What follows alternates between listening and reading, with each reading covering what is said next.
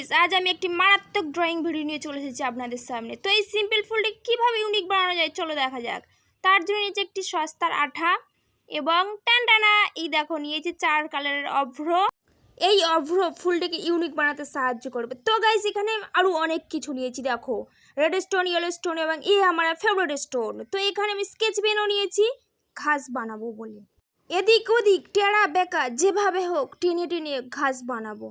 তো গাইস, এটি যে স্পেশাল মানুষটির জন্য বানানো হচ্ছে সেই ফুলের মতো ছোটা সা পেয়ারা সা কিউট সা পুচকে সোনা এক ছোট্ট বাচ্চার জন্য। এটি তার স্কুলের কাজ।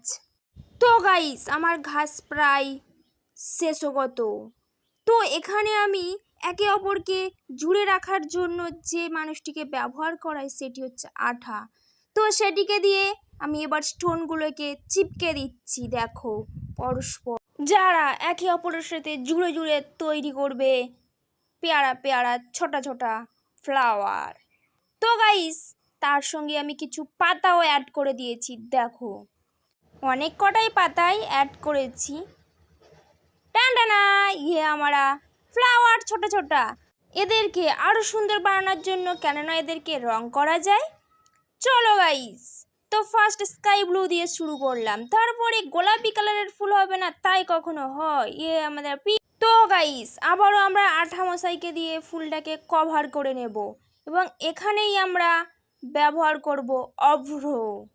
তো গাইস, প্রথমেই গোলাপি কালারের অভ্র ব্যবহার করেছি। দেখো আমরা ফ্লাওয়ার রেডি। তো গাইস, আবারও দ্বিতীয় ফুলটাকে আঠা দিয়ে কভার করে নেব, তারপরে ব্লু অভ্র দিয়ে কভার করে দেব। তো গাইস দেখো, বহুত সুন্দর ফুল তৈরি হয়ে গেছে। তো এবার করব তিসরি ফুলের পালা। তো এখানেও আঠা দিয়ে সেম প্রসেস ব্যবহার করে আমরা রেড অভ্র দিয়ে ফুলটাকে কভার করে নেব। এরপরে আমাদের বাটারফ্লাইয়ের পালা। তো এখানেও আমরা আঠা মশাইকে দিয়ে একই সেম প্রসেস ব্যবহার করব এবং এখানে গোল্ডেন অভ্র ব্যবহার করে আমরা বাটারফ্লাইকে আরও বিউটিফুল বাটারফ্লাই করে তুলব। এবং তো গাইস, টানটানা हमारा ফাইনাল লুক। তো কেসা লাগা আমাদের ভিডিও?